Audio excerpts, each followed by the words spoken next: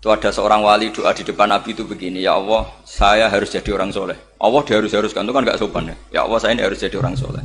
Kenapa? Sekali saya soleh, maka surroh habibu, yang senang kekasihmu.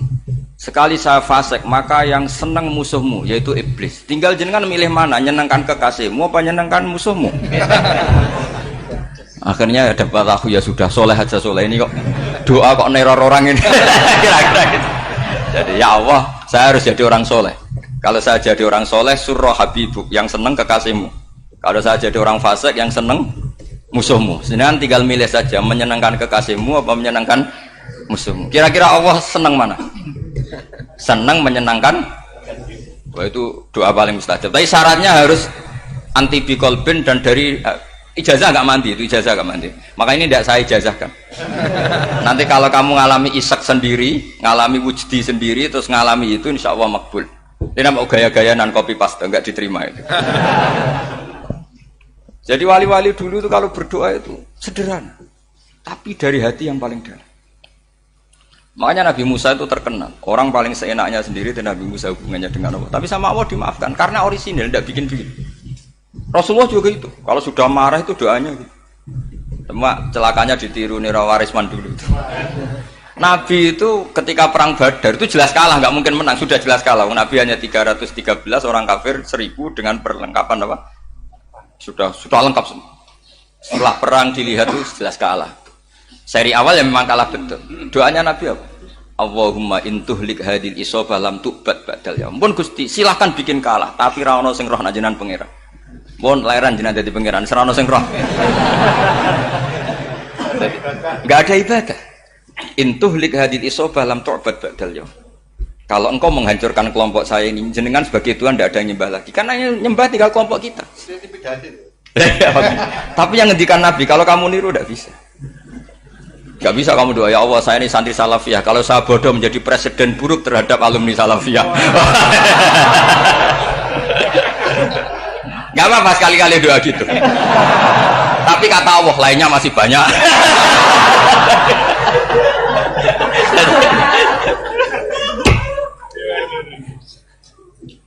Tapi itu syaratnya tadi harus ada al-wujdi wasima. Jadi makanya Imam Ghazali punya kitab al-wujdi wasima. Karena ada masrob, ada syarab. Jadi wali ngikuti para nabi itu ada masrob, ada syarab. Sehingga perasaannya itu beda. Saya punya sekian contoh. Makanya tadi saya bilang di sini yang cerita nanti tak baca Arabnya ya tabarruk dengan jamil apa kalim. Jadi Nabi menyontohkan gini ya. Hubungannya Nabi dengan umatnya itu kata Rasulullah ibarat orang punya unta atau sapi yang susah, yang sarodat itu berat. Kalau bahasa sini apa betul? Yang larat ya Pak? Melayu. Terus orang-orang lain ingin membantu, kubu sebelah ingin bantu, tapi ketika mereka ingin bantu malah unta ini tambah lari karena asing. Semua selain pemiliknya ini kan bagi unta itu asing. Jadi mau dibantu ditangkap tambah lari karena ini orang asing semua.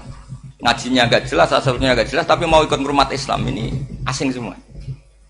Akhirnya kata Nabi yang punya unta itu datang, kemudian ngambil rumput, terus unta itu dipanggil, kemudian unta itu ngikuti.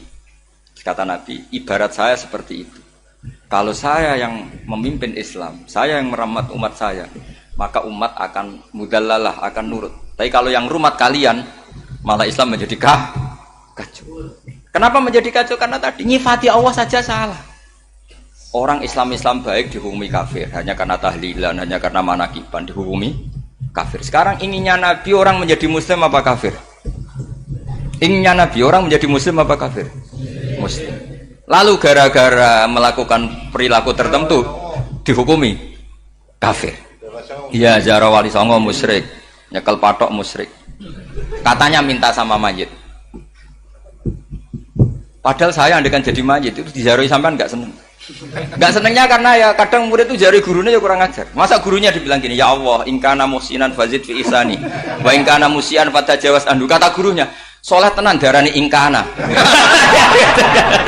Makanya saya tidak suka zaman ziarah ke saya. Kecuali doanya ditasihkan dulu ke saya.